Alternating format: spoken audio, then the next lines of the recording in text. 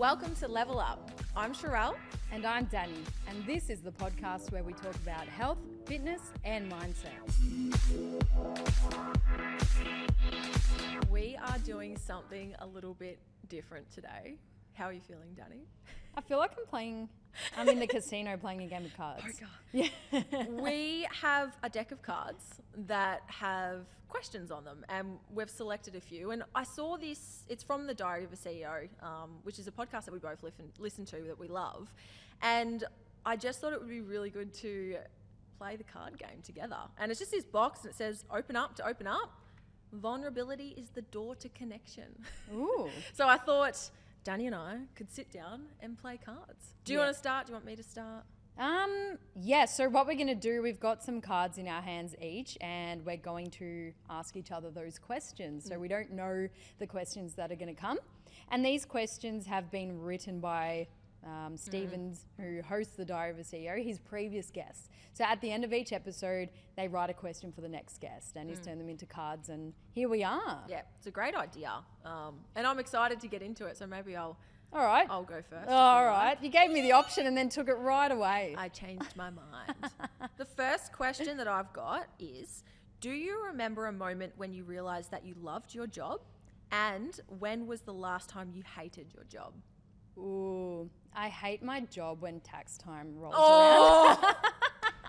Right now, right? Right now, end of financial year. You know, hate is a very strong word, FYI. I'm going to be that person that throws that out there. But I suppose the more tax you're paying, the more money you're earning, which someone told me it took maybe 1% off the burn every time tax time comes around. But, you know, sometimes I do the jobs that I don't want to do, which involves numbers and spreadsheets and all of that. I haven't outsourced that in the businesses yet. Obviously, I've got various partners as well to help with those things. So, look, I'm not passionate about all of those things. And there are some days where I just feel like I'm trapped on my laptop, but that's part of business. You have to do those jobs. It's all part of it. Or find someone who can do it well for you. So that's the last time I sort of don't really enjoy it to its fullest. But what do you feel like you don't like? Obviously, no one likes paying taxes, right? That's just like, feels like you're burning money. And then people are like, well, it's not your money anyways. And you're like, radio. But what part of that and the pieces that you spoke about not having outsourced, like what part of that do you not or do you hate? Just, it's boring. Like, well, that's my mindset around it. I know some people love all of that, but I feel like we can't be, you know, masters at everything. And I'm disciplined enough to sit myself down and make those spreadsheets and do all of that. That's fine. But then I find my creativity is dampened. Yeah. So I find that I can't be in that part for too long. Otherwise, my creativity part comes up and says, hey, are we done yet? Like, when can we do the fun stuff? But then if I'm too much in that other side, then the other voice comes in and says, you need to be organized now. Come on, we got numbers that need checking, and very polarizing. So I've forgotten the first part of the question, though. Do you remember a moment when you realized that you loved your job? Oh, the moment when I realized that I loved my job was as soon as I got into the fitness industry, because, not as soon as I became a contractor and not working for other people, you know, because I really appreciate the skills that I learned having people over me or being within a more rigid appointment-based service. However, as soon as I got that little bit of flexibility, I'm like, yes, and then just ran for the hills with it. Yep. Totally. Am I going to ask you back, or how's this going to go? Yeah, I can. The moment that I realised I loved my job, I get lots of moments. It's never like one big moment. It's the little things. What was the first one, though? Because that's the question. Oh, the first one. Do you know what? The first memory that comes to mind for me is when I had my first 5 clients. And it sounds so little, but I still remember having my first 5 clients and sitting at this cafe that I lived around the corner from in Melbourne and having coffee at like 11 o'clock on a work day and being like, this is work. I remember being like, this is work. This is so weird. It's so small now, and sometimes it's easy to forget those tiny little moments. But for me, it was about flexibility and freedom. Like, it's just something I'd never had with control with work. It's like I never had control over that. So I always, like, when I reflect back, I feel like I fell into business. I didn't actually mean to start a business. I was like, yeah, I'll just become a coach. I didn't really realize, it's like ignorance is bliss, but I didn't really realize at the time that I was starting a business. And now when I try to explain to people what I do, it's so hard because I'm like, I'm a business owner. Like, I'm an entrepreneur. I'm not really just a coach anymore. Like, a coach, but it's like one of my skill sets. So I feel like for me, it was the little things. It's that. And then another part that comes to mind for me is when Luke decided to sort of come into business with me, and I'm like having that conversation with him about, we got to do it. And that felt so big for me to be like, you know, because Luke and I could never, we didn't really spend much time together, to be honest, because he was a teacher, I was a nurse and a shift worker, and sometimes we got to sleep together at the end of the day, you know, if I wasn't on late shifts or night duty or got whatever. to sleep together, Hey, most nights. No, I'm kidding. So yeah, we had, healthy, we had those moments. Whereas now, honestly, 23 hours a day we are together, and I would have thought we probably would have had more arguments, but we work really well together. So good. I feel like those moments are sometimes when I can like sit back and go, I'm building a life that is sustainable, because there was part of me back then that just felt so unsustainable in what I was doing and how I was working. So they're the little moments that sort of come up for me when I think about why I love my job. Totally. And I know that can sound sort of selfish as well, but for me, I'm my best self. I'm the best coach, I'm the best boss, I'm the best girlfriend when I have a full cup and I feel like I have choice and flexibility. Yeah, okay. Well, now that you just pretty much gave a whole podcast for your Sorry. answer, which I love, I now know the brief of this episode, so I will expand, because I was treating this like a rapid fire answer. I was like, why are you on more cards? I'm not happy with my answer, so but I'll do better on the next one now that I understand the brief.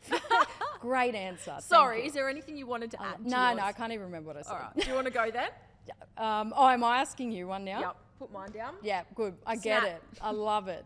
Beautiful. All right. What is your definition of luck? Ooh. Luck. I do believe in luck. I think luck for me is something happening. Something happening when the odds are against you is what I sort of think luck is. And I think that a lot of people that say, oh, well, luck doesn't exist, I think they're living in their own world, because we're lucky to be born in Australia. You know, we're lucky to have good parents. We're lucky to, I don't know, be born as a female in 2023. Well, not 23, but living as a female in 2023. We are lucky to have a lot of things, and we're privileged to have them. And I do think like luck is being able to do something when the odds are against you. Yeah. What's your definition of luck? Do you think that someone winning Tats Lotto is luck? Yes. Right time, right place. But they had to have bought a ticket. Yep. Okay, no, that's good. Very good. Because I still believe, although you can have an event that you do not expect happen to you in times that are tough, which can be perceived as luck, I still believe that you have to have put yourself in a situation, whether it be willingly or unwillingly, to then get that outcome, and then you can decide if it's a blessing or a curse. Because someone can win Tats Lotto, they buy a new car but crash the car because they're not ready to receive that, you know? So I don't know, it's a trippy one. That's why I picked that card, because I do believe that a big part of it is putting yourself in a situation to be lucky. Buying the Tats Lotto ticket, you got to be in it to win it, you know, but it could go other ways. So I still feel like there's an element of fate, an element of, and not to butcher the word manifesting, but you still need to put your thoughts in the direction of your goal to then attract opportunities to you. I don't know. That's probably the deeper version. I think it's interesting, because I think, I don't know, my perspective is some people are luckier than others. Some people get it easier. Like work ethic, some people just have to work harder to get the same result. And that's the reality, is some people have to work harder to get the same result as someone else, because maybe they didn't have as much privilege growing up, as much support. They missed the opportunities, they didn't have the right mindset. I also think, like, for me, something I reflect on is like, I wasn't overly confident, but I always had high self-esteem. I would say growing up that, you know, we all have like, you know, teenage things, but I've never suffered severe mental health issues. And I don't think that that's like, I don't know, I wouldn't put that under luck, but I think I feel lucky for having not gone through that. So the definition piece is always the trickier thing. And I think a lot of people can get triggered that have had to work harder than a lot of other people to get something. And they go, it's not fucking luck. And it's true, because there's work ethic in there.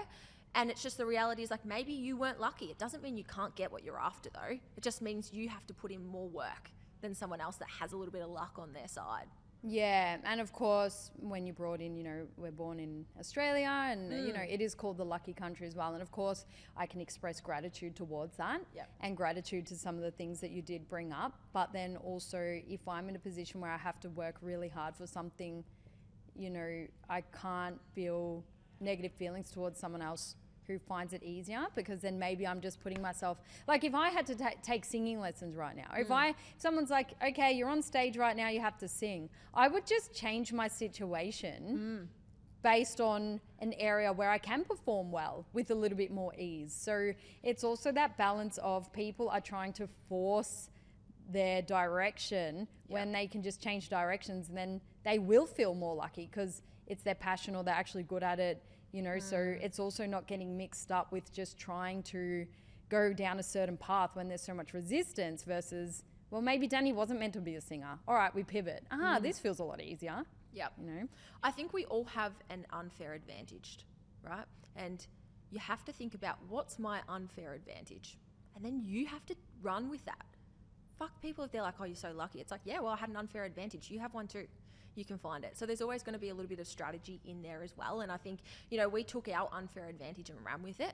We took the things we were good at and made successes out of it, and we turned those successes into businesses, and, you know, and so forth. So we can scaffold on top of it. But there's always a little bit of luck at the start. Not like always. I feel like there has to be a little bit of like right place, right time. Yeah. And it's so easy to look out and go, how did they get it so easy? They were lucky, right? There was more luck there.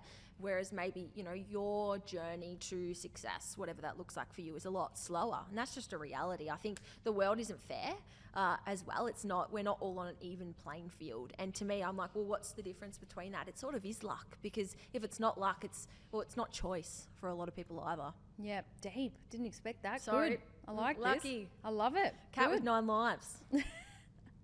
Okay. You've got 2 cards left. Yeah. I've got 4. That's all right. What are the failures or failure? What are the failures you cherish the most? Oh, the ones obviously that I'm to use the word lucky, or I'm grateful that there hasn't been a failure, you know, that's been life-threatening or like really detrimental, because that needs to be separated. Some people go through some really shit things and hard things, and it could be, really bad. So on a more surface level type of failure, anything to do with business, I've been grateful to be in a position where it hasn't ended everything. Like it hasn't ended in something like bankruptcy or, you know, a really severe ending to a partnership. So I'm grateful. So just surface level, relative, business choices, hiring the wrong people, spending so much money on things with zero outcome. That can happen all the time. And then just, what was the question again? What are the failures you cherish the most? Yeah, I cherish that. I'm going to separate a few things, but business, I definitely cherish the mistakes, because it is the best way to learn about business. Yep. No matter what course you take, no matter what books I've read or what advice I've gotten from someone else, like going through those things, feeling the emotion attached to that situation, those failures have helped me recognize, why did it happen? What were the skills that I had to learn? And how can I make sure that doesn't happen again? And why did it pivot? And then in terms of failures, I suppose some friendships I've had to let go of, which, I don't know, you can call it failures, but even relationships in the past or ways of going about things where I've probably held on too long, because I love seeing the light in people, and I'm not one just to instantly cut people off. But then it's like you finally let go of whatever relationship it is, knowing that you've had to do it for a long time, and then being so much better off. And again, you take that lesson from those people and people outgrow each other, or you might outgrow someone's services or someone's friendship. I think the failure was holding on for just too long, but then recognizing there's nothing left. So again, I've learned a lot, and this is all recent, learned a lot about business, but also learned a lot about relationships. Who's in my life and for what reason? Yeah. What do you feel like the learning lesson is from those pieces, like with the business one and then with the relationship piece? What do you feel like the key takeaway is? Because like when we fail, right, we learn. We hope that we learn something and we sort of change the way in which we do things, or we have redirection. So is there any sort of like takeaways that you've had from both of those areas? And I know this probably isn't the answer that you were looking for, but being okay with that and knowing that those situations will keep showing up in different ways. Hopefully you don't repeat the same thing over and over and over again. Then you have to have a hard talk to yourself and go, there's a pattern here. But just being okay with failure. I mean, everyone has their own definition of what failure is, but we're taught in school you'd get a big red F on your paper. Who cares? Like, sometimes, you know, and even in modern day times, we might make a post with something that's actually misquoted by accident. People let us know that. But then, but then I've gone back and I've gone, oh shit, I'm going to study that more. So I actually become more educated in what I'm putting out there. Like if we get an F in school, all right, why? I was out drinking all weekend. I didn't actually study, or, you know, that's something I'm not passionate about. There is always a lesson. So just, you're allowed to feel bad if something doesn't go your way, but realize it's going to keep happening forever. Yeah, really good answer. That's a great answer. I Thank wasn't you. looking for anything. I promise I wasn't fishing. I feel like a lot of people, when it comes to being wrong, there's a little bit of a theme that I see from some really good coaches in the industry where they sort of highlight things that they've changed their mind on. And, you know, it's practices that they used to preach as coaches, and they're saying, you know, I was wrong, and this is what I do now based on, you know, this new study or the things that I've realized. And I just have a lot of respect for people that own their failures. Like, I instantly trust them more. And I feel like we sort of still live in a world that tries to hide failures. Yeah, it's part of perfectionism. And I do know a few people who hate not having the answer to things. And I think it's environmental as well. But, you know, it's okay to say, I don't know. And even from a personal relationship, you know, whether it's a partner or a friend, I just feel the exhaustion when I'm around someone that always has to have an answer. Or they feel so much pressure. They always have to be right, you know, in conversation. If they say, I don't know, like they never say, I don't know. But there's something special in someone admitting they actually don't know, because it's physically impossible to know everything, right? So then honor the fact that you don't know, because then maybe you can find out, or you can just move on and be okay with not knowing. I completely agree. Hey guys, if you're enjoying the episode, please share it with a friend or share it on your socials, and don't forget to tag us. What is your dark side? Ooh, my toxic traits. I think my dark side, I'm probably going to, maybe, can I rephrase it to like my dark traits? No. Okay. I think traits, that's fine. The first thing that come up for me is that I can be really competitive. And that's a blessing and a curse in both ends, because like the competitive part of me that definitely came out probably during my competing years, and you know, when I was like early on in that stage, I was really good at just doing the work and hustling. So the competitive side of me can come through in a really strong way, but then there's also like when that part, I don't know, feels like a failure, or feels like it can't work as hard as it wants to, or I don't know, like when that part's not met, it can become quite resistant of help, and judging other people too. Like it compares, it does that what it means. Like if that part of me that likes to be really competitive doesn't win, it hates it. So that's probably my dark side, is like learning how to manage expectations.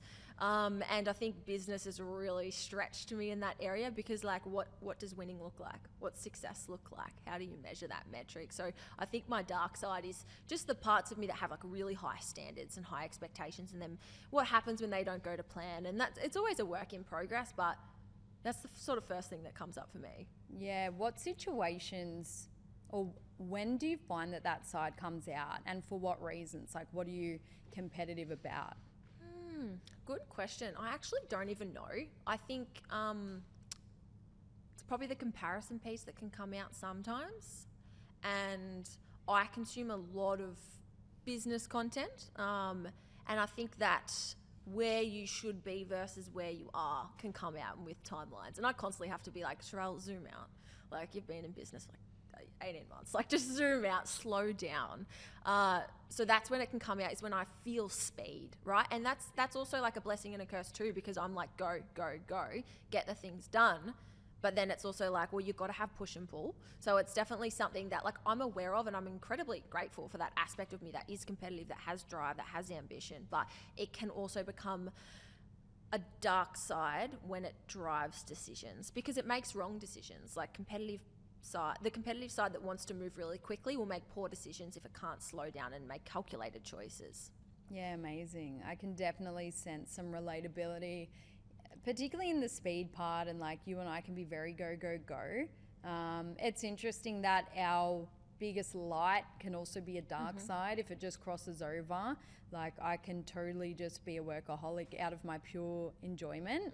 And I found that with relationships, that can be a dark side to other people, although it might not feel dark internally.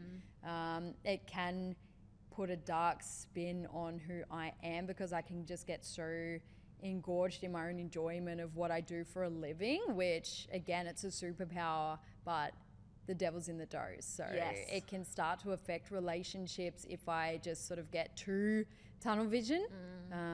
So can totally relate. And a lot of it comes from speed and all of that. You just want to make decisions and you go, go, go. And there might be a bit extra emotion around it. So, and we've mentioned before, we do sort of wind down by working. So it's that constant balance.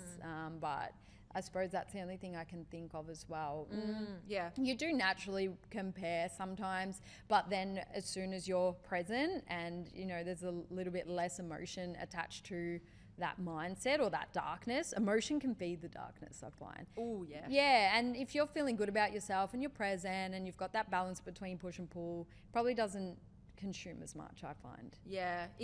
Was that going to be similar answer to you, like when you thought of your dark side? Totally, because dark side's so grim, but like, I don't know, it was on the card.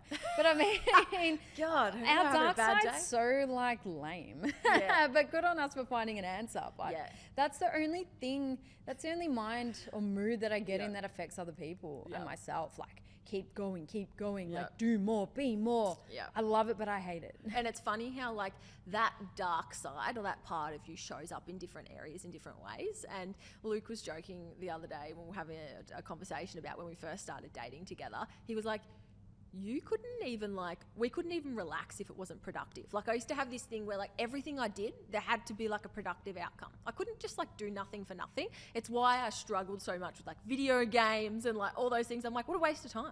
Like, what's the outcome for this? He's like, we couldn't just relax on the couch. I'd be like, let's go for a walk. Let's go do something. He's like, we couldn't do anything if it didn't have like a physical productive outcome. And I was just like, it's so true, because that part of me, that dark side, was just in a different frame as an athlete. With like a physical pursuit to do something, whereas now it sort of like bleeds into business a lot more than what it does into that area. So I don't, like, you're right, dark's a heavy word. I think it's just like the ambition sort of piece that wants to push in whatever element. And I was listening to this thing the other day, and they were talking about, in order to do well or to have success in any area, you need almost a heavy level of insecurity. Like, you're almost like a little bit insecurity, but then like a lot of self-confidence. Like, I'm the fucking best at what I do, but fuck, I'm not good enough. You know, you need this like yin and yang, because that actually feeds the confidence. And I really resonated with that, because I was like, I do have like self-esteem and confidence, and like, I'm like, yes, like, go Sherelle, you know, like cheerleading for myself. But then it's also, you've got that piece of you that is comparative, that does compete, that wants to be more, wants to be better. And I don't think it's dark, it's just like yin and yang in your own mind. It's just about how you manage it. And I also know when it goes too far, when it's like, okay, like, I probably need to chat with Luke about it, or like zoom out, get back in the real world as well, because sometimes you can live so much in like your world and not zoom out and just like go to the beach, go to the shopping mall, have a look around, and just realize what the real world consists of as well. Yeah, sometimes the real world sucks. I like being in the bubble, and I can totally relate. Paul and I, when we first started dating, would actually get into mini arguments, we'll call it, or discussions on why I didn't like watching movies. Me too. I can't, man, and I still can't pretty much, unless I'm in the cinemas, because I'm like, right, you know, we're sitting in the cinemas here.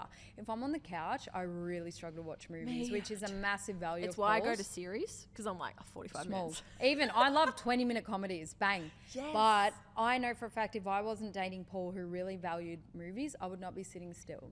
Like I don't see a problem with it until it starts affecting relationships. Yeah. Then you have to compromise. Yeah. So interesting. Wow, I didn't realize that I'm was the same as you, man. It's very similar. Yeah, there we go. Next up, lucky last of my card. Oh. If there was one singular idea that had the most profound impact on your life, what would it be? What's the first thing that comes to mind? If there was one singular idea that had the most profound impact on your life. So one idea that you've had in the past that had the most profound impact on your life. Oh, can it be like a realization rather than an idea? Yep, realization idea. That I don't have to live my life in society's mold. Oh, I said this the other night to Luke. I was saying it to you as well. Yep, carry on. Totally. Like, and I always mention it because this was just such a turning point where you realize that, well, no, and I'm not going to speak for everyone, again, context dependent, but I had an insane realization that I can literally pave my own path because that's what I wanted to do. When was that? When I was in uni and I left, you know, my circle, I left the mundane high school, you know, routine and started letting go of all of that, meeting new people, reading different books, traveling more, and just seeing the world out there and having that self-belief that, hang on a minute, I can create a career pretty much out of anything that I want. Can you think of what stimulated that idea or that realization? Was there anything that happened or even like anything small that sort of made you sort of zoom out a little bit? I had mentors as well. Like I started aligning with business owners and my coach as well for health and fitness. I just started meeting really cool people who talked the talk and walked the walk. Yeah. I found more people that had traits that I wanted to be like, as well as the books, as well as learning about my mindset. You know, even reading stuff like The Power of Now on how to be present, how to harness your mind, how to say no to the limiting beliefs. And then, of course, still following my passions, but then being a little bit cheeky and skipping class if I didn't want to go because I wanted to go to the gym. Or I found like I started my coaching while I was meant to be in a lecture. Like I was making money while I was learning. Like being a little bit cheeky within reason. I wasn't a full rebel, but I wasn't completely in the mold, in the brief, like just saying yes to the superiors, quote unquote, because then I even found that a lot of people started to take interest in what I was doing. Like a lot of my lecturers at uni or teachers in our prac classes were interested in me and what I was doing. I'm like, how am I now becoming a voice of reason or a leader for these people who are meant to be my leaders? So it was a big series of events that led to that strong belief. And then of course you surround yourself with other people with that belief and you're just unstoppable. One of the biggest values of a mentor is not what they teach you, but it's what they show you. They expose you to ideas that you didn't think were possible, and they change your perception of reality. And that is one of the most profound things that a mentor can do. It's like, holy crap, I didn't know you could make money in a uni lecture where you're trying to study, right? It's not what they teach you, it's what they show you. And that in itself is invaluable, right? And I think people are like, oh, but what am I going to learn? What's in the course? And it's actually not about the content. If you actually want to run with ideas and grow, because there's always something to learn from someone. Yeah. Did you have a moment like that, or was it more a series of... I think for me, mine was probably when I moved from like a smaller country town, even though I moved regional, but it was like 5 times the size of where I grew up. Yeah. And I lived on campus, I lived on res, and I think it was for me like associating, surrounding myself and becoming friends with a group of people that I just would have never been exposed to in my small circle like in the country, it's quite cliquey. You got your group and everyone plays netball and basketball and football and that's sort of it. Whereas when I sort of went to uni and lived on campus with people I didn't know, majority male as well, big group of guys that valued different things to what I did, that had their own stories and experiences, I just grew so much as a person because, yeah, like I even remember one of the guys like telling me, who was one of my best friends at the time, was telling me like how much he used to get bullied in school. And I was like, I just can't even believe someone like you would get bullied. What would they, you know? And I'd never been exposed to things like that because I was just on my own little bubble. So for me, it was actually moving away and surrounding myself with like so many different people from like all over the country, both city, metropolitan, rural, remote. And that really shifted my perspective on a lot of different things and the direction that I am in now, like health, fitness, all those areas, that was sort of the catalyst for me. So yeah, that was a big sort of realization for me. Yeah, shifting perspectives. Yep. Very good. Have we got time for one more? One more. I've got 3 in my hand for some reason. So Lucky fast.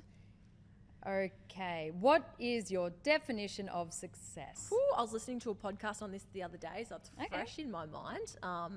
Because it was an interesting podcast. It was on the Imperfects, and they were talking about what our definition of success is and how it's built. And, you know, how society and our upbringing and all those things paints a definition of success based on like our skill level, our education and all those different things. And it actually made me sort of be like, well, what is my definition of success? And it ties in nicely with that competitive part. And I think for me, I didn't realize I could love my job.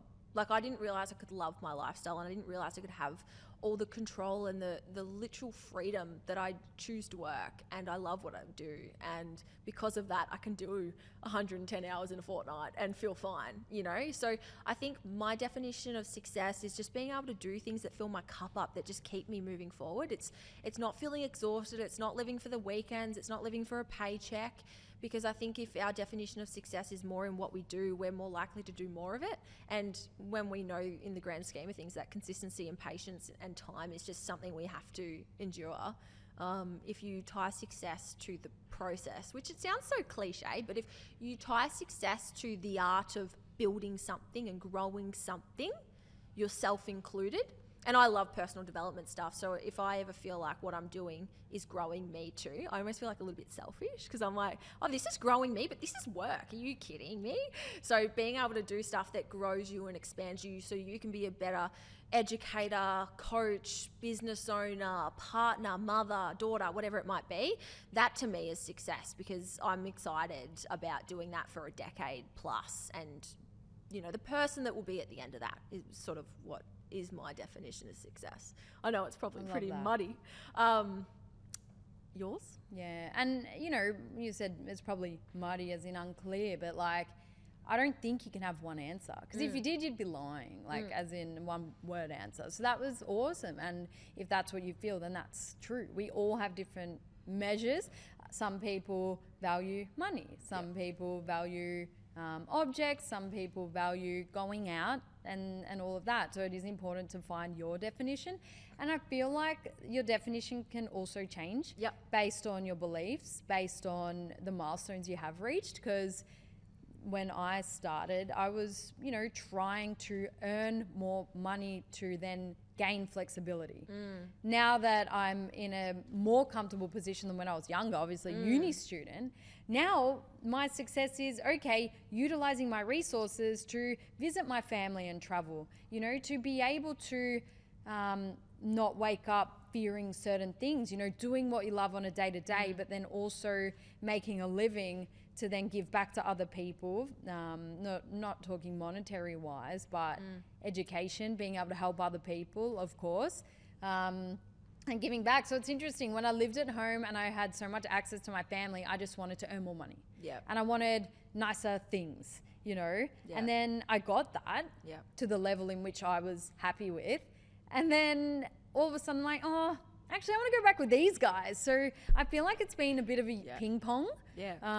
So now that I'm 30, I think my definition of success is waking up and just not resenting everything and everyone around you, you know, and you're allowed to have bad days, okay? But being able to feel okay with those days, but just trying to put yourself in a position where you can actually enjoy what you do.